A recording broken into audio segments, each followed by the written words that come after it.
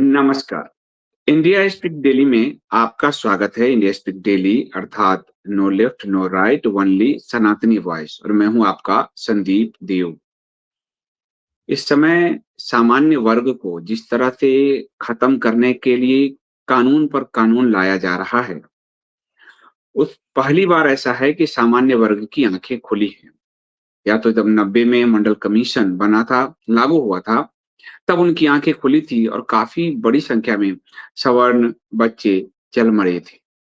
और या तो अब देखने को आ रहा आया है कि सवर्ण सड़कों पर है, रात-रात भर धरना दे रहे हैं। वो कोई भी हिंसात्मक प्रदर्शन नहीं कर रहे कि सरकार को ये अवसर मिले कि उसे कुचल दिया जाए।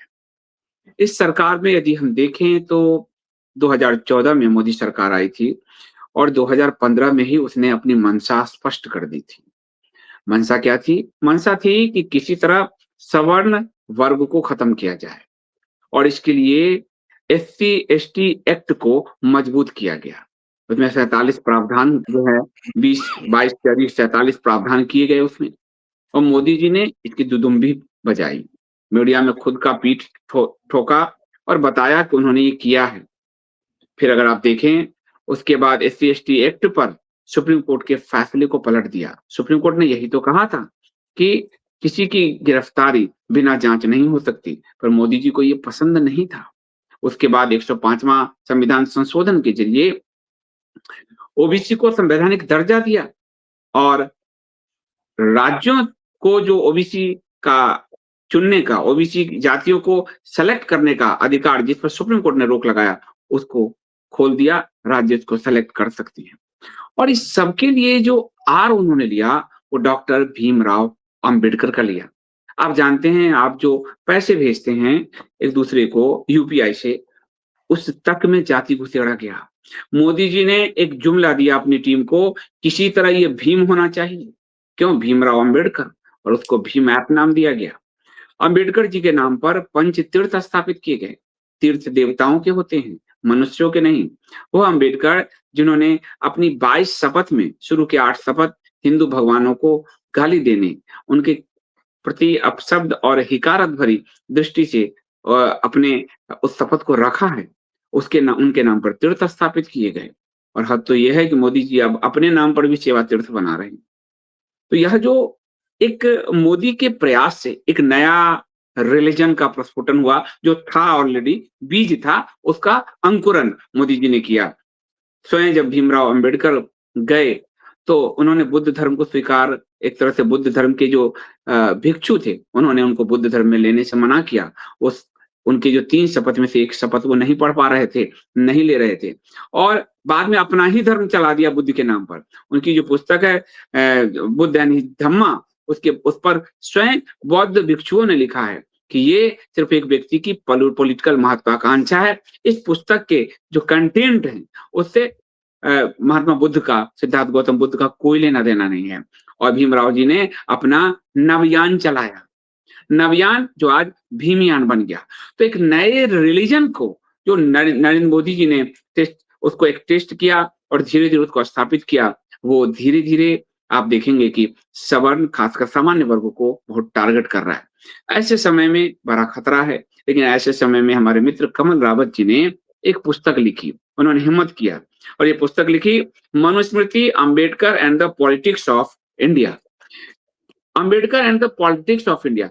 अंबेडकर के उस जीवन को, मनुस्मृति को भी उन्होंने खंगाला, क्योंकि आरोप लगते हैं कि अंबेडकर ने मनुस्मृति जलाई और मनुस्मृति और भारत के संविधान में एक तुलनात्मक अध्ययन भी प्रस्तुत किया और अंबेडकर के जीवन के उन पक्षों को इसके जरिए सामने लाने का प्रयास किया, जिसे भीम यानी छुपाते हैं और जिस पर मोदी जी भी बात करने से कतराते हैं।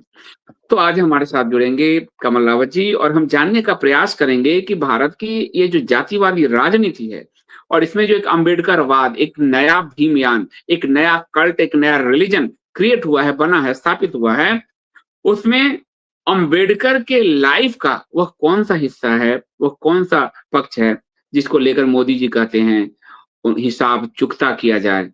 क्या अंबेडकर के जीवन में सवर्णों ने कुछ दुश्वारियाँ पैदा की थी या फिर सिर्फ़ ये विक्टिम कार्ड खेलकर देश में जातिवादी राजनीति को आरंभ कर और अंग्रेजों के उसी फिलॉसफी पर आगे बढ़ा गया, बाँटो और राज करो।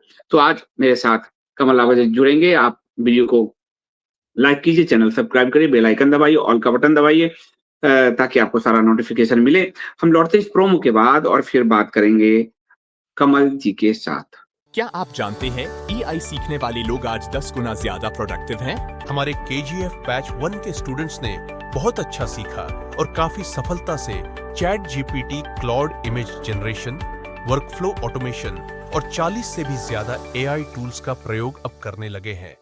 और अब आ रहा है बैच 2 19 फरवरी से। वही प्रूवन करिकुलम एक्सपर्ट गाइडेंस और हैंड्स ऑन प्रैक्टिस जो आपको एआई एक्सपर्ट बनाएगी। लेकिन सुनिए, सीट्स बहुत लिमिटेड हैं और रजिस्ट्रेशंस तेजी से भर रहे हैं। देर मत कीजिए, आज ही रजिस्टर करें। केजीएफ पाठशाला, एआई की एक्साइटिंग दुनिया में आपका पहला कदम लिंक डिस्क्रिप्शन में है। कमल जी, आपका बहुत-बहुत स्वागत है इंडिया स्पीक डेली पर। धन्यवाद संदीप भाई। नमस्कार। इंडिया स्पीक्स डेली के सभी दर्शकों को भी नमस्कार। तो सबसे पहली बात तो ये मैं आपसे पूछूंगा कि आप एक टेक्निकल आदमी हो, आपने माइक्रोसॉफ्ट में जॉब किया, अभी आप आईआईटी के बच्चों को पढ़ाते हो, यूनिवर्सिटीज में पढ़ाते हो। ये अम्बेडकरवाद में कैसे घुसे आप? अम्बेडकर को जानने की क्या उत्कंठा पैदा हुई आपके अंदर कि आप इतना सारा रिसर्च कर लिए और आपकी पुस्तक को शंकराचार्य जी ने इंडोर्स किया है, शंकराचार्य जी ने इसका लोकार्पण किया है। तो अम्बेडकर ने आपको कैसे प्रभावित किया? दरअसल मेरा मकसद अंबेडकर पे लिखना था ही नहीं। मैं लिखना चाहता था मनुस्मृति के ऊपर, क्योंकि राहुल गांधी ने पार्लियामेंट में मनुस्मृति के विषय में बोला था। तो राहुल गांधी ने बोला था पार्लियामेंट में बीजेपी की तरफ उंगली करके कि आपकी पुस्तक जो है उसमें लिखा हुआ है कि रेपिस्ट को बचाओ, और आपकी पुस्तक में लिखा हुआ है कि जो रेप विक्टिम है उसको सजा दो। तो ये तो हम सब जानते हैं कि मनुस्मृति में लिखा हुआ है, यत्र नार्यस्तु पूज्यन्ते रमन्ते तत्र देवता। तो ऐसी पुस्तक जिसमें नारी को इतने बड़े स्थान पे रखा हुआ है, उसमें ऐसा तो कहीं पे लिखा हुआ नहीं है। फिर उसके बाद शंकराचार्य जी ने एक वीडियो की सीरीज की मनुस्मृति के ऊपर, और उन्होंने राहुल गांधी को नोटिस भेजा कि अगर या तो तुम सिद्ध करो जो तुमने पार्लियामेंट में बोला है, या फिर आके हमें जस्टिफाई करो कि ये कहाँ लिखा है। तो राहुल मतलब गांधी ने शंकराचार्य, ज्योतिष पीठाधीश्वर अभिमुक्तेश्वरानंद सरस्वती जी महाराज। जी। तो उन्होंने जी, जी, राहुल अभी गांधी, समझे। उनका अधिकार है, धर्म के राजा हैं वो, तो उन्होंने अपने अधिकार का यूज़ किया और उन्होंने राहुल गांधी को नोटिस भेजा कि या तो तुम इस बात को सिद्ध करो, ये बताओ कि मनुस्मृति में फलाँ श्लोक में लिखा हुआ है, और अगर तुम सिद्ध नहीं कर सकते तो तुम क्षमा माँगो। तो राहुल गांधी ने उस नोटिस का कोई जवाब नहीं दिया, और फाइनली शंकराचार्य जी ने राहुल गांधी को हिंदू धर्म से निष्कासित कर दिया। तो आज की डेट में राहुल गांधी हिंदू नहीं है। अब इसमें मैंने दोनों तरफ देखा। मैंने देखा कि राहुल गांधी ने तो बोला, राहुल गांधी ने बोला कि आपकी पुस्तक में ऐसा लिखा हुआ है। अब पार्लियामेंट में एक तरफ कांग्रेस है, दूसरी तरफ बीजेपी है। तो बीजेपी ने क्या बोला? क्या बीजेपी ने ऐसा बोला कि नहीं हमारी पुस्तक में ऐसा कहाँ लिखा हुआ है? तो बीजेपी ने ऐसा बिल्कुल नहीं बोला। बीजेपी ने पलट के बोला कि तुमने अंबेडकर को न्याय नहीं किया, तुमने अंबेडकर के साथ, अंबेडकर को भारत रत्न हमने दिया। तो एक तरफ राहुल गांधी कह रहा है कि मनुस्मृति जो है वो बेकार पुस्तक है, दूसरी तरफ बीजेपी खुलकर मनुस्मृति का विरोध नहीं कर रही है, लेकिन वो अंबेडकर को प्रोटेक्ट कर रही है कि तुमने अंबेडकर को प्रोटेक्ट नहीं किया, हमने अंबेडकर को प्रोटेक्ट किया।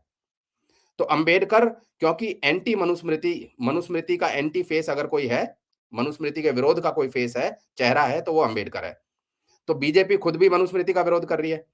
तो पार्लियामेंट में दो पार्टियां और दोनों मनुस्मृति का विरोध कर रही हैं। तो मैंने चाहा कि मैं मनुस्मृति के ऊपर एक पुस्तक लिखूं। अब संदीप भाई, मनुस्मृति हमारे हिंदू सनातन के जितने भी ग्रंथ हैं उन ग्रंथों में सबसे मुश्किल अगर कोई ग्रंथ है जिसको लिखना सबसे मुश्किल है, मेरे ख्याल से वो मनुस्मृति है। क्योंकि भगवत गीता के ऊपर ऐसा कोई आम जनमानस में कोई नेगेटिविटी नहीं है। ये लेफ्ट के प्रोपेगेंडा ने मनुस्मृति को ऐसा कर दिया कि मनुस्मृति अनटचेबल टाइप से बन गई। तो मैं इसमें शंकराचार्य जी का बहुत बड़ा धन्यवाद करना चाहूंगा कि शंकराचार्य जी ने वो करेज दिखाया, वो हिम्मत दिखाई कि उन्होंने पूरी मनुस्मृति को एक्सप्लेन किया। और जब मैंने शंकराचार्य जी के वीडियो सुने, फिर बाद में मैंने मेधातिथि की ट्रांसलेशन पढ़ी, उसके बाद मैंने विलियम जोन्स की ट्रांसलेशन पढ़ी, उसके बाद मैंने बाकी ट्रांसलेशंस पढ़ी, तो मैंने देखा कि बाकी बहुत सारी ट्रांसलेशंस ऐसी हैं जिनमें श्लोकों को ढंग से एक्सप्लेन नहीं किया गया है। तो मेरा मनुस्मृति के ऊपर भाष्य लिखने का कोई विचार नहीं था, क्योंकि भाष्य तो बहुत सारे लिखे हुए हैं। मेधातिथि का भाष्य है, बहुत सारे भाष्य हैं। मुझे लिखना था मनुस्मृति और पॉलिटिक्स के ऊपर। और उसमें मैंने, अगर आप इस पुस्तक को मैंने 3 पार्ट्स में डिवाइड किया। पहले पार्ट में मैंने मनुस्मृति को एक्सप्लेन किया, धर्म के बेसिक कॉन्सेप्ट्स को एक्सप्लेन किया कि धर्म है क्या, और फिर मनुस्मृति की मॉडर्न डे रेलेवेंस, कि आज की तारीख में क्या मनुस्मृति आज भी रेलेवेंट है। जैसा लोग बोलते हैं कि भाई मनुस्मृति तो उस समय का संविधान था, तो आज का संविधान, भारत का संविधान में मनुस्मृति की कोई जगह नहीं है। बट ठीक है, ये एक ऐसा ग्रंथ है, ठीक है, जो रखा हुआ है। तो ऐसा तो है नहीं।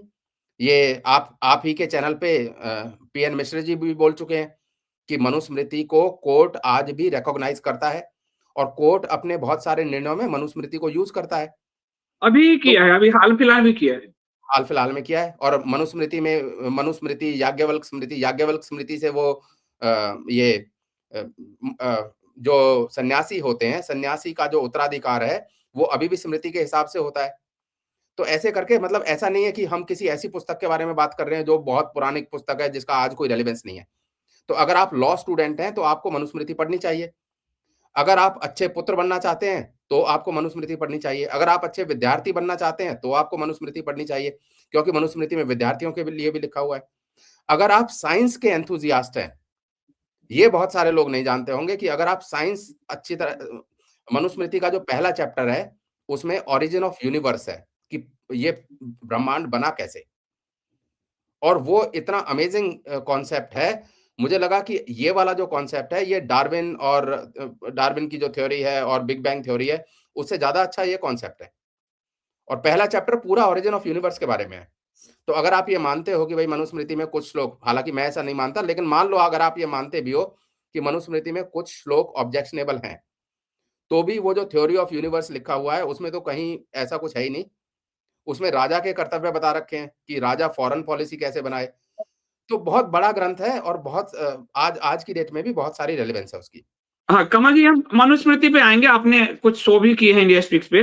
मनुस्मृति पे हम बिल्कुल आएँगे और मनुस्मृति पे हम शो भी करेंगे। मैं यहाँ अम्बेडकर पे आता हूँ, क्योंकि अम्बेडकर ने एंटी मनुस्मृति फेज, जो आपने बताया, अम्बेडकर जी ने कहते हैं कि वो उनके साथ के एक ब्राह्मण थे, उन्होंने जलाया, पर एंटी अम्बेडकर फेस, वो एंटी मनुस्मृति फेस अम्बेडकर बन गए हैं। और भारतीय जनता पार्टी का आपने नाम लिया, उन्होंने एक प्रियंका गौतम दिल्ली में, जिसने मनुस्मृति जलाया, उसको उन्होंने टिकट भी दिया, हालांकि वो हार गई, उनको टिकट भी दिया। तो मैं ये जानना चाहता हूँ कि मनुस्मृति में जो जाति की बात है, जो वर्ण की बात है, और अम्बेडकर ने जो उस पर अटैक किया, तो अम्बेडकर क्या मनुस्मृति से शासित हो रहे थे? उनको बहुत प्रताड़ित किया जा रहा था? उनके जीवन का क्या वो हिस्सा था जिसके कारण वो एंटी मनुस्मृति फेस अपने आप को उन्होंने प्रोजेक्ट किया? जी। तो मैं उसी पर आ रहा था। तो मैंने ये मनुस्मृति के बारे में पढ़ा, फिर मैंने देखा कि मनुस्मृति का क्रिटिसिज्म किसने सबसे ज्यादा किया है। तो मनुस्मृति का अम्बेडकर ने क्रिटिसिज्म किया है। जलाने वाला जो कॉन्सेप्ट था वो तो अलग था, उस पे हम कभी अलग वीडियो बना लेंगे। लेकिन मनुस्मृति का criticism point by point Ambedkar ने बहुत किया है, और हर तरह से क्रिटिसिज्म किया है कि देखो मनुस्मृति में नारियों के अगेंस्ट ये गलत लिखा हुआ है, शूद्रों के अगेंस्ट ये गलत लिखा हुआ है। और अम्बेडकर का जो वो क्रिटिसिज्म है वो बहुत ही फेक क्रिटिसिज्म है, क्योंकि वो इधर-उधर की बातें बहुत कर रहे हैं। वो मनुस्मृति का क्रिटिसिज्म करते-करते कभी मैक्स मुलर की तरफ चले जाते हैं, और कभी विलियम जोन्स की तरफ चले जाते हैं। तो उस अम्बेडकर ने जो मनुस्मृति को क्रिटिसाइज किया था, उसको मैंने एनालाइज किया है इसमें। तो अगर हम अम्बेडकर ने मनुस्मृति का क्रिटिसिज्म किया क्यों, उसको समझने के लिए संदीप भाई हमें अम्बेडकर के जीवन को अच्छी तरह से समझना पड़ेगा। तो मेरे ख्याल से आज का जो वीडियो है जैसा आपने बताया भी था कि आज के वीडियो को हम अम्बेडकर की अर्ली लाइफ के बारे में रखते हैं, कि कौन से ऐसे विचार थे जिससे अम्बेडकर जो है वो डेवलप हुआ, किस तरह से वो डेवलप हुआ। तो अम्बेडकर के अगर हम अर्ली जीवन को देखें तो अम्बेडकर जी का जन्म जो है वो 1891 में हुआ था, 1891 में। और उनके जन्म के 3 साल बाद उनके फादर रिटायर होके आ गए थे। उनके फादर ब्रिटिश आर्मी में सूबेदार थे, तो अच्छी खासी पोस्ट पे थे। ब्रिटिश आर्मी में सूबेदार कोई छोटी-मोटी पोस्ट तो थी नहीं उस जमाने में। और वो अपने माता-पिता के 14वें बच्चे थे। बाद में जैसा पहले होता था, पहले नॉर्मली काफ़ी सारे बच्चे होते थे, तो वो 14वें बच्चे थे। उनके जन्म के 3 साल के बाद उनकी माताजी का देहांत हो गया था, 3-4 साल के बाद 3 साल के बाद फादर रिटायर हो गए थे, 4-5 साल के बाद माताजी का देहांत हो गया था। तो बाद में वो पूरा परिवार मुंबई आ गया। आई थिंक जब वो शायद 6-7 साल के थे, मेरे ख्याल से 96 या 97 में, तो वो मुंबई आ गए। मुंबई में आके अंबेडकर एक स्कूल में एनरोल हो गए। उस स्कूल में अंबेडकर के जो टीचर थे, उस समय पे अंबेडकर का नाम था भीमराव रामजी सकपाल। तो अंबेडकर का नाम अंबेडकर नहीं था। इनके पिता का नाम रामजी सकपाल, इनका नाम भीमराव रामजी सकपाल। अंबेडकर नाम इनको कैसे मिला कि एक ब्राह्मण टीचर थे इनके, प्राइमरी स्कूल की बात है। इनके ब्राह्मण टीचर थे और वो ब्राह्मण टीचर अंबेडकर से बड़ा प्रेम करते थे। ऑब्वियसली ब्राइट स्टूडेंट रहे होंगे, तो नॉर्मली टीचर प्यार करते हैं। उनके बारे में, और ये मैंने सारा रेफरेंसेस भी दिए हैं इसमें, ऐसा नहीं है कि बिना रेफरेंसेस के बोल रहे हैं। तो वो जो ब्राह्मण टीचर थे, वो अपने टिफिन में से खाना खिलाते थे अंबेडकर को। और उन ब्राह्मण टीचर का नाम जो है वो केशव अंबेडकर था। कृष्णा जी केशव अंबेडकर। तो उन ब्राह्मण टीचर ने अपना नाम अंबेडकर को दिया। तो सोचिए, ये वाली जो चीज है, इस वाली चीज को दबा दिया गया और बाद में ये प्रोजेक्ट किया गया कि अंबेडकर जब स्कूल में जाते थे तो उनको तो पानी भी पीने को नहीं मिलता था जब तक पियोन ना आ जाए। जिस वाकई स्कूल का मतलब विज्ञान भवन में प्राइम मिनिस्टर ने कहा हिसाब चुकता, उनको इतना दलित, इतना शोषित किया गया, और टीचर अपने टिफिन से खिला रहा ब्राह्मण। यानी जी, अंबेडकर को छुआछूत का कोई सामना नहीं करना पड़ा। ब्राह्मण टीचर अपने टिफिन से उनको खाना खिला रहा है। इसका मतलब अंबेडकर के आसपास पूरी फेक स्टोरी गढ़ी गई, जिसमें खुद प्रधानमंत्री भी शामिल। हाँ, कमल जी। जैसे जैसे अंबेडकर ने फेक धर्म को गढ़ा, वैसे ही अंबेडकर के आसपास फेक स्टोरी गढ़ी गई। तो जब अंबेडकर जी लगभग 12 साल के हुए, 1907 में उनकी मैट्रिकुलेशन हो गई, मैट्रिक हो गई। और क्योंकि अंबेडकर जो है वो ऐसी जाति से आते थे, महार जाति से, जिसमें नॉर्मली पढ़े लिखे बच्चे होते नहीं थे, तो उनकी मैट्रिकुलेशन को बहुत ज्यादा सेलिब्रेट किया गया। एक बहुत बड़ा फंक्शन रखा गया। उस फंक्शन में उनके कोई गुरु थे, केलुस्कर। उन्होंने उनको बुद्धिज्म की बुक दी थी और बताते हैं कि उस पुस्तक के कारण वो बुद्धिज्म की तरफ उनका रुझान बना था। खैर, चलिए ये तो अलग हो गया। तो 1907 में उन्होंने मैट्रिकुलेशन किया और 1908 में वो एल्फिंस्टन कॉलेज में, मुंबई के बहुत बड़ा कॉलेज था, उसमें उनका एडमिशन हो गया। अब उसमें जब एडमिशन हुआ, संदीप भाई, ये 1908 की बात है। 1908 में अंबेडकर को 25 रुपए पर मंथ की स्कॉलरशिप मिलती थी और ये स्कॉलरशिप एक क्षत्रिय राजा शिवाजी राव गायकवाड़ देते थे। 25 रुपए मतलब पर मंथ। जीवन बनाया ब्राह्मण टीचर ने, साथ खिलाया ब्राह्मण ने, नाम अपना उपनाम दिया ब्राह्मण ने, और इनके जीवन को आगे गढ़ा क्षत्रिय राजा ने। जी, जी, जी। जी, तो आगे। 1908 से लेकर 1912 तक इन्होंने ये ग्रेजुएशन किया और ग्रेजुएशन करने के बाद ये चले गए। 1913 में इनके पिताजी का देहांत हो गया था और उसी साल में ये कोलंबिया यूनिवर्सिटी में चले गए। अब ये कोलंबिया यूनिवर्सिटी, न्यूयॉर्क कैसे गए? तो उस समय पे गायकवाड़ जो राजा थे, क्षत्रिय राजा, वो स्कॉलरशिप दिया करते थे। तो इनको 11.5 sterling per month, 11.5 sterling per month की स्कॉलरशिप पे ये वहां गए। अब इसको समझना आवश्यक है कि ये स्कॉलरशिप कितनी आवश्यक थी। ये स्कॉलरशिप, संदीप भाई, इतनी आवश्यक थी कि जब ये स्कॉलरशिप खत्म हो गई 1917 में, तो अंबेडकर वापस आना नहीं चाहते थे इंडिया, बट वो वहां पे रहना अफोर्ड नहीं कर पाए और इसलिए वो 1917 में वापस आ गए। तो यदि ये स्कॉलरशिप नहीं होती तो अंबेडकर जा नहीं पाते, है ना? और तो यदि ये स्कॉलरशिप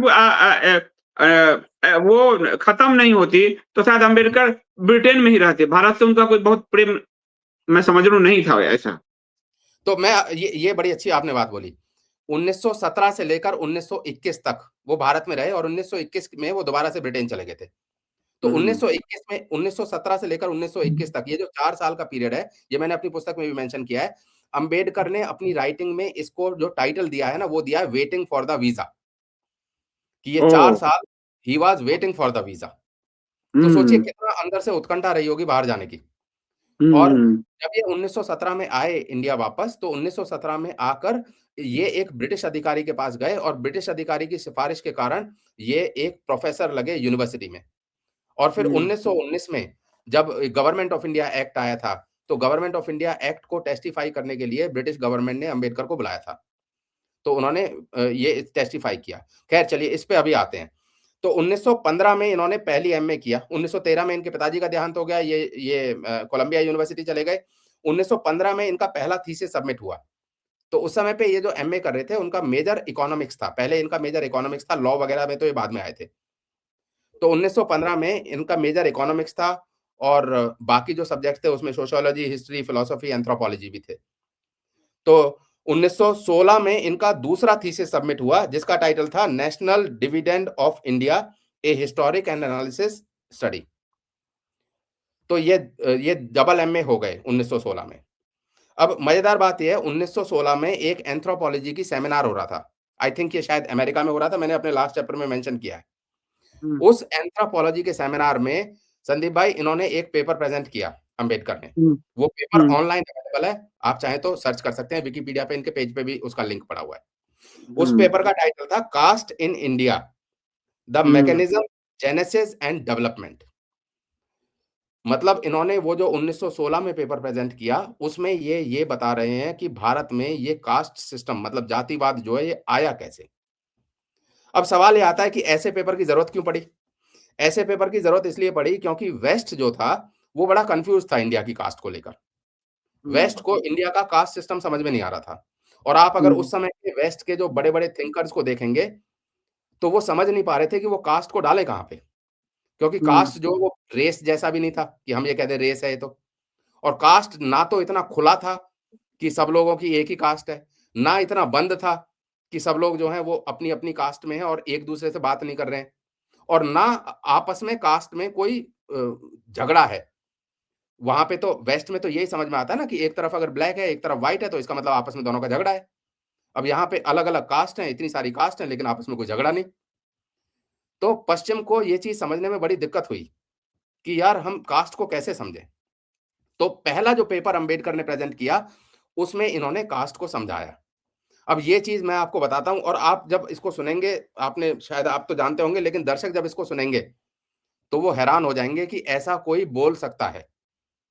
तो अंबेडकर ने बोला कि मैं आपको एग्जैक्ट पढ़ के बता देता हूं, अपनी पुस्तक से ही पढ़ रहा हूं मैं, और इसमें रेफरेंस दे रखा है। और ये अगर किसी को पढ़ना हो तो अंबेडकर की राइटिंग्स जो गवर्नमेंट ऑफ इंडिया की वेबसाइट पे पढ़ी है, उसके वॉल्यूम 13 में ये मेंशन्ड है। वॉल्यूम 13 अंबेडकर की राइटिंग्स में, हिंदी और इंग्लिश दोनों में अवेलेबल है। तो अंबेडकर ने कहा कि एंडोगोमी जो है, endogamy is the root of caste system in India and is the only feature that sustain the caste system. तो एंडोगोमी एकमात्र सिस्टम है जिसकी वजह से कास्ट सिस्टम इंडिया में बचा हुआ है, और एंडोगोमी के कारण ही कास्ट सिस्टम बना है। अब एंडोगोमी का मतलब क्या होता है? एंडोगोमी का मतलब होता है ये जो हम अपनी स्वजाति में ही जो विवाह करते हैं उसको एंडोगोमी बोलते हैं। जैसे मान लीजिए मैं क्षत्रिय हूं तो मैं क्षत्रिय कन्या से ही विवाह करूंगा, ये एंडोगोमी है।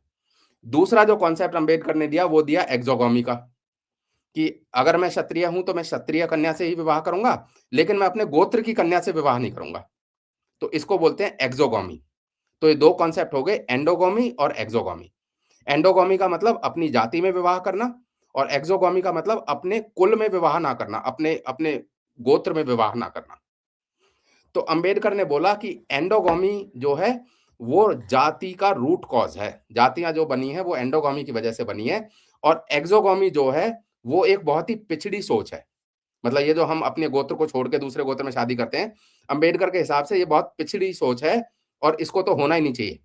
मतलब आपस में स्वगोत्र में शादियां होनी चाहिए अंबेडकर के अनुसार, मतलब इस्लाम जैसा, इस्लाम जैसा कुछ, इस्लाम जैसा, ठीक है। वो उसने बहुत बोला कि ये जो है ये रूट कॉज जो है ये शादियां हैं। अंबेडकर के हिसाब से जितना भी जातिवाद में जितनी भी प्रॉब्लम है सबका रूट कॉज ये शादियां हैं। तो जब मैं इसको पढ़ रहा था तो मैं रिलेट कर पा रहा था कि ये देखिए कितना जोर डालते हैं बीजेपी की सरकार आज की डेट में अंतर जातीय विवाह और अंतर धार्मिक विवाह पे। 51,000 रुपये, 50,000 रुपये वो प्रोत्साहन राशि देते हैं इसके लिए, राज्य की उनकी भाजपा की सरकार। तो ये सारा 1916 में अंबेडकर का पेपर आया था, ठीक है। तो इस पेपर में अंबेडकर ने बोला कि अच्छा अब अंबेडकर ने बोला कि ये एंडोगोमी आई कहां से। तो अंबेडकर ने थ्योरी दी कि ब्राह्मण्स जो थे, ब्राह्मण अपने उसको, वो एक होता है ना जो डीएनए को प्रिजर्व करना, तो ब्राह्मण अपर कास्ट थी और ब्राह्मण अपने डीएनए को प्रिजर्व करना चाहती थी। और जैसे ये वेस्ट में इस तरह का एक वो चला था कि राजा जो है वो अपने अपने डीएनए को प्रिजर्व करने के लिए राजा आपस में शादी कर रहे थे। तो अंबेडकर का सारा जो भी जितनी भी थ्योरी आप देखेंगे वो सारी की सारी वेस्ट से प्रभावित है। इनफैक्ट जब अंबेडकर ने मनुस्मृति का दहन किया था, तो वहाँ पे उनका जो आप भाषण सुनेंगे, वो सारे के सारे भाषण उन्होंने फ्रेंच रेवोल्यूशन के ऊपर दिया है। पूरा भाषण। मतलब कहाँ देखिए गरीब लोग होंगे, बिल्कुल उस समय के लोग होंगे और उस समय तो बहुत अनपढ़ लोग थे, नीची जाति के लोग थे और उनको अंबेडकर फ्रेंच रेवोल्यूशन समझा रहे थे। और मैं खैर लोगों को ये बता दूं कि अभी ग्लैडिएटर फिल्म पुरानी है, मतलब आप देख लीजिए उसमें। उसमें जो राजा है रोम का, वो अपनी बहन से ही विवाह करना चाहता है। तो अंबेडकर की जो थ्योरी है वो वेस्ट से आई है, ताकि वो उसके वो डीएनए को, मतलब कहीं उसमें मिलावट ना हो जाए, राजवंश में ही रहे, संपत्ति रहे। अंबेडकर उसी सोच को रिप्रेजेंट कर रहे हैं जो कमल जी कर रहे हैं। हाँ कमल जी, मैं ठीक कर रहा हूँ? बिल्कुल, बिल्कुल। तो वो क्या करते थे, वो वेस्ट के प्रॉब्लम को लेते थे और उसको इंडिया के ऊपर सुपर इम्पोज़ करते थे। जैसे मतलब फ्रेंच विशाल रेवोल्यूशन भारद्वाज की तरह, जैसे वो शेक्सपियर की कहानी लेता है और भारत के परिदृश्य में उसको बना देता है। सेम बिल्कुल, चीज। बिल्कुल, बिल्कुल। जैसे आप देखेंगे तो अंबेडकर ने फ्रेंच रेवोल्यूशन को लिया। अब फ्रेंच रेवोल्यूशन क्या थी? फ्रेंच रेवोल्यूशन जो वो चर्च लोगों की चर्च के खिलाफ और वहाँ की जो अपर कास्ट थी सो कॉल्ड, उसके खिलाफ रेवोल्यूशन थी। तो अंबेडकर ने कहा कि जैसे वहाँ पे चर्च था, वैसे हमारे यहाँ पे ब्राह्मण है। वो भूल गया कि यहाँ पे ब्राह्मण जो है वो पैसे इकट्ठा नहीं कर रहे हैं, वहाँ पे चर्च जो है वो पूरे रिसोर्सेज़ पे कब्ज़ा था उसका। हमारे यहाँ पे ब्राह्मणों का पूरे रिसोर्सेज़ पे कब्ज़ा थोड़ी था। सही मतलब बात है। आप वो हम बाद में डिस्कस करेंगे पर वो इतना मतलब ऐसा है कि संदीप भाई कि नॉर्मल आदमी जो है ना वो उसको देखकर समझ जाएगा कि ये तो बेकार थ्योरी है। पर दिक्कत ये है कि उस थ्योरी को पढ़ाया नहीं जाता कि ये अंबेडकर की थ्योरी है। खैर, तो एंडोगमी में अंबेडकर ने बोला कि ब्राह्मणों ने अपनी अपने डीएनए को प्रिजर्व करने के लिए ब्राह्मणों ने आपस में शादी करना शुरू किया कि ब्राह्मण केवल ब्राह्मण से शादी करेगा। और उन्होंने दूसरों से शादी करना डिसअलाउ कर दिया कि हम किसी और से शादी नहीं करेंगे। ठीक है? अब क्योंकि ब्राह्मण जो है वो ऊपर वाले लोग थे, ब्राह्मण हायर क्लास थी, तो ब्राह्मणों की देखा-देखी बाकी लोग भी ऐसा ही करने लगे, कि भई हाँ, हम भी केवल अपनी जाति में शादी करेंगे। अब इसमें वो एक्सोगोमी को एक्सप्लेन नहीं कर पाया, तो एक्सोगोमी हम्म। को उसने ये करके छोड़ दिया कि नहीं ये तो प्रिमिटिव कॉन्सेप्ट है और ये तो मूड लोग हैं, कि पता नहीं ये क्यों आपस में अपने गोत्र को छोड़ रहे हैं। खैर, तो ब्राह्मण ने ऐसा किया। अब इसमें अंबेडकर आगे जाते हैं। अंबेडकर ये कहते हैं कि अब मान लीजिए मैं क्षत्रिय हूँ और हम केवल क्षत्रियों में शादी कर रहे हैं। अब मान लो किसी क्षत्रिय आदमी का देहांत हो गया, कोई आदमी मर गया, तो उसकी पत्नी जो है वो अकेले रह जाएगी। अब उसकी पत्नी अगर अकेले रह गई, तो वो अपनी फिज़िकल नीड्स के कारण हो सकता है कि क्षत्रिय से बाहर किसी आदमी के साथ इन्वॉल्व हो जाए। हम्म। तो इसलिए अंबेडकर कहता है कि वहाँ से सती प्रथा आई। तो वाह। सती प्रथा का अंबेडकर के हिसाब से कारण ये था कि भई अगर ब्राह्मण पुरुष मर गया, तो उसकी महिला अकेले रह जाएगी और कहीं वो महिला किसी और जाति के आदमी के साथ रहने ना लगे, इसलिए ब्राह्मणों ने सोचा कि जो एक्स्ट्रा महिलाएँ हैं, वो महिलाएँ जिनका पति मर जाता है, उनको भी मार दो। और अंबेडकर के हिसाब से ये ओरिजिन ऑफ सती है। ये मैं नहीं कह रहा, ये अंबेडकर की राइटिंग्स में लिखा हुआ है, गवर्नमेंट ऑफ इंडिया की वेबसाइट पे है। ठीक है? तो ये हो गया सती प्रथा। अम्बेडकर को भारतीय समाज की कोई जानकारी नहीं थी, बिल्कुल जानकारी नहीं थी। संदीप दो भाई दो टक बिल्कुल नहीं था, जानकारी थी। बिल्कुल नहीं था। उनका पूरा चश्मा वेस्ट का है। चश्मा भी हम्म। वेस्ट का है और आगे चल के हम इस बात पे भी डिस्कस करेंगे कि वो किस तरह से वेस्ट की नौकरी पाने के लिए वो उनकी थ्योरीज़ को प्रमोट कर रहे थे। एक होता है ना गुड बुक्स में आने के लिए, है ना? जैसे हाँ। आजकल भी ऐसा होता है कि मोदी की गुड बुक्स में आने के लिए इतना तो मोदी गाली नहीं देंगे जितना सवर्णों को उनके नीचे वाले लोग गाली दे देंगे, कि भई सही बात। हाँ, अगर मोदी गाली दे रहे हैं तो हम उससे ज़्यादा गाली देंगे। तो अंबेडकर बिल्कुल ऐसे ही थे। अंबेडकर ने नौकरियों की सिफ़ारिश की है। अंबेडकर मेंबर रहे हैं, मिनिस्टर रहे हैं, तो वो उस पे आगे आएँगे। तो अब ये था कि अगर महिलाएँ एक्स्ट्रा हो गई तो उसके लिए महिलाओं को जला दो और सती कर दो। अब सवाल ये आता है अगर पुरुष एक्स्ट्रा हो गए तो क्या करें? भई मान लो किसी महिला मर गई कोई, महिला का देहांत हो गया ब्राह्मण में तो पुरुष क्या करें? तो हम्म। ये था कि पुरुष क्योंकि बहुत इम्पोर्टेंट हैं और पुरुष क्योंकि रूलिंग क्लास है, तो पुरुष को मार नहीं सकते, तो पुरुष को सती नहीं कर सकते। तो उसने कहा कि यहाँ से आई चाइल्ड मैरेजेज़। तो अगर कोई पुरुष एक्स्ट्रा हो जाता है तो उसकी छोटी बच्ची से शादी कर दो, क्योंकि बड़ी लड़कियाँ तो है नहीं, तो छोटी लड़की से शादी कर दो। तो उन्होंने कहा कि चाइल्ड मैरेज जो है वो आई पुरुष एक्स्ट्रा होने की वजह से और सती प्रथा जो है वो आई महिला एक्स्ट्रा होने की वजह से और दोनों का कारण है कि जाति को बचा के रखना है। तो ये जो थ्योरीज़ हैं आप इनको देखकर ही पता चल जाएगा कि ये बड़ी एब्सर्ड है। मतलब ना तो उसको रामायण की नॉलेज है उनको, ना महाभारत की नॉलेज है उनको, ना भारतीय पूरी जो हमारी परंपरा है, उसकी कोई नॉलेज है। कुछ भी वो अपना एक हाइपोथेसिस जो है क्रिएट करते हैं पश्चिम के आधार पे और उसी हाइपोथेसिस को वो साबित करने का पश्चिम के चश्मे से ही प्रयास कर रहे हैं, यही आप कह रहे हो। जी, जी। तो आपने शुरू में बोला था कि मैंने अम्बेडकर के ऊपर क्यों आ गया? मैं अम्बेडकर के ऊपर इसलिए आ गया, क्योंकि मैं केवल अम्बेडकर का मनुस्मृति के ऊपर क्रिटिसिज़्म पढ़ना चाहता था। तो जब मैंने हुँ, वो पढ़ा, तो मुझे अंदर से ऐसा लगा कि यार ये तो लिखना चाहिए। अम्बेडकर का सबसे अच्छा क्रिटिसिज़्म वैसे अरुण शौरी ने किया है अपनी पुस्तक में वर्शिपिंग फॉल्स गॉड। उसका भी मैंने हुँ, बहुत बहुत जगह पे रेफ़रेंस दिया है। हुँ, हुँ, बहुत अच्छी किताब है। तो संदीप भाई एक और चीज़ मैं बताना चाहूँगा बस लास्ट में। हाँ, मैं लोगों को बता दूँ कि हम अम्बेडकर के पूरे जीवनी पर हम एक श्रृंखला कर रहे हैं। आज हम 1916 तक ही रहेंगे, जिसमें वो पेपर उन्होंने प्रोड्यूस किया और वो पेपर जब प्रोड्यूस किया, तो उन्हें कास्ट की कोई नॉलेज नहीं थी। पश्चिम की थ्योरी को भारत की कास्ट में मेल करके और अगर हम कहें कॉकटेल पचमेल बना दिया और उसको भारतीय समाज पर थोप दिया। हम यहाँ तक जाएँगे। हाँ, कमल भाई। तो इस पेपर को प्रेज़ेंट करने का देखिए कितना फ़ायदा हुआ। 1916 में ये पेपर प्रेज़ेंट किया और ये ब्रिटिशर्स के एकदम लाइमलाइट में आ गए और 1919 में जो गवर्नमेंट ऑफ इंडिया एक्ट आने वाला था, उस गवर्नमेंट ऑफ इंडिया एक्ट को टेस्टिफ़ाई करने के लिए ब्रिटिशर्स ने इन्हीं अम्बेडकर को बुलाया कि ये बड़े सही बंदे हैं, इनको बुलाओ, ये हमारे पेपर को टेस्टिफ़ाई करेंगे। तो मैं ये कह रहा था कि मनुस्मृति में एक श्लोक आता है, 11वें चैप्टर में 190वाँ श्लोक है। तो उस मनुस्मृति ये कहती है कि बहुत सारी चीज़ों का प्रायश्चित होता है। अगर हम कोई पाप करते हैं तो उसका प्रायश्चित भी होता है। बहुत सारी चीज़ों का प्रायश्चित है, लेकिन कृतज्ञता का कोई प्रायश्चित नहीं है मनुस्मृति के अनुसार। जैसे तो राम जी यदि कहते हैं रामायण में। हाँ, तो मनुस्मृति में 190वाँ श्लोक है ये 11वें चैप्टर में, मुझे याद है ये बिल्कुल। हुँ, हुँ। तो श्लोक एज़ सच मुझे संस्कृत में याद नहीं है बट वैसे मुझे याद है। और उसमें ये कहते हैं कि कृतज्ञता का कोई कोई वो नहीं है, कोई प्रायश्चित भी नहीं है। तो इसको अगर मैं आज की परिप्रेक्ष्य में देखूँ संदीप भाई, तो जितने भी हुँ, हमारे ओबीसी भाई हैं, जितने भी एससी-एसटी भाई हैं, एक तरह से देखा हुँ। जाए तो वो दूसरों के मतलब वो अगर वो रिज़र्वेशन का फ़ायदा ले रहे हैं, अगर रिज़र्वेशन का फ़ायदा नहीं ले रहे हैं तो कोई बात नहीं है। लेकिन अगर हम रिज़र्वेशन का फ़ायदा ले रहे हैं, तो इसका मतलब हम एक तरह से दूसरे से हम बेनिफिट ले रहे हैं। हम दूसरे का एक तरह से दूसरे की हेल्प ले रहे हैं। क्योंकि वो सीट नॉर्मल बंदे को जाती, अगर हम रिज़र्वेशन का फ़ायदा नहीं लेते।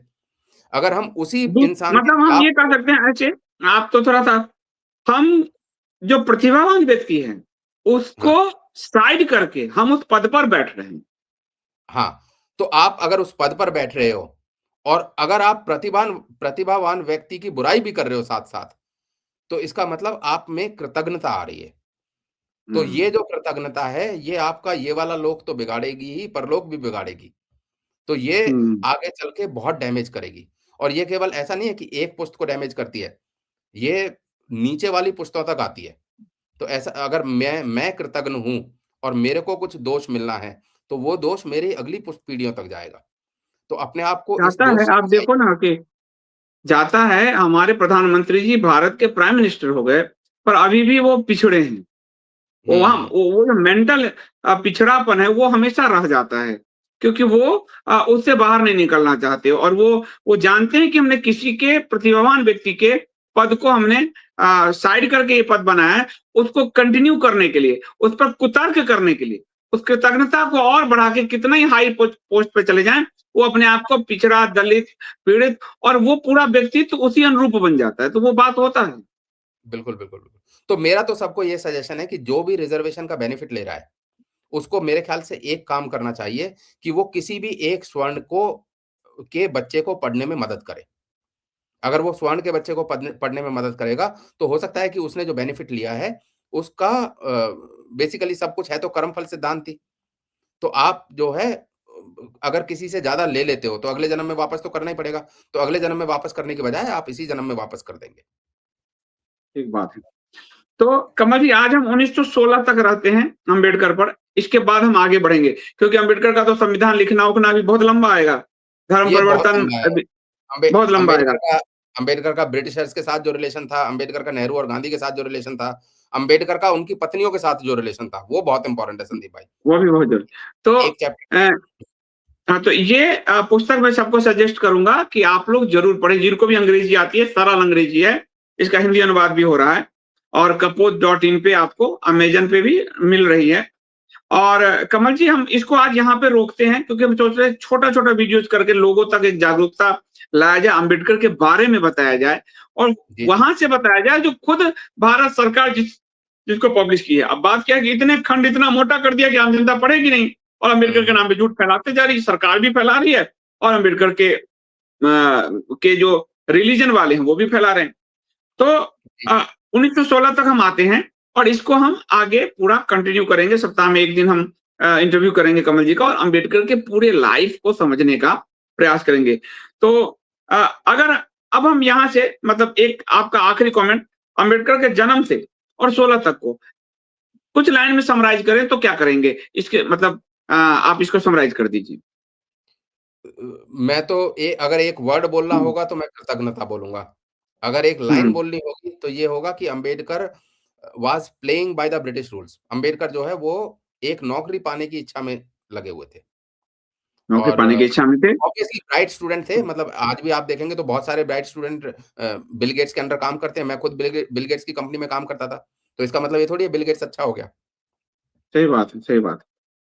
तो बहुत-बहुत धन्यवाद कमल जी। इसको हम इस पूरी श्रृंखला को कंटिन्यू करने वाले हैं और इस पुस्तक का लिंक आपको कमेंट में और डिस्क्रिप्शन में मिलेगा। ज़रूर पढ़िए और अपने बच्चों को दीजिए। अगली पीढ़ी अंग्रेजी पढ़ती है, बच्चों को दीजिए ताकि आपके बच्चे इस जातिवादी व्यवस्था के शिकार न हो जाएँ। कम से कम वो सच तो समझते रहें, जानते रहें। तो आज इतना ही। बहुत-बहुत कमल रावत जी, बहुत-बहुत धन्यवाद कि आपने एक पुस्तक को लिखा और नई पीढ़ी को जो खासकर अंग्रेजी में पढ़ना चाहती है, उसके लिए एक ऐसा समराइज़्ड नोट्स की तरह आपने उसको तैयार करके दिया ताकि वो समझ पाएँ कि मनुस्मृति क्या है, भारत का संविधान क्या है और अम्बेडकर असल में क्या है। तो बहुत-बहुत धन्यवाद कमल जी, आपका इंडिया स्पीक से बात करने के लिए। क्या आप जानते हैं एआई सीखने वाले लोग आज 10 गुना ज्यादा प्रोडक्टिव हैं? हमारे KGF बैच 1 के स्टूडेंट्स ने बहुत अच्छा सीखा और काफी सफलता से chat GPT Claude image generation, workflow automation और 40 से भी ज्यादा AI टूल्स का प्रयोग अब करने लगे हैं। और अब आ रहा है बैच 2 19 फरवरी से। वही प्रूवन करिकुलम एक्सपर्ट गाइडेंस और हैंड्स ऑन प्रैक्टिस जो आपको AI एक्सपर्ट बनाएगी। लेकिन सुनिए, सीट्स बहुत लिमिटेड हैं और रजिस्ट्रेशन तेजी से भर रहे हैं। देर मत कीजिए, आज ही रजिस्टर करें। KGF पाठशाला AI की एक्साइटिंग दुनिया में आपका पहला कदम लिंक डिस्क्रिप्शन में है।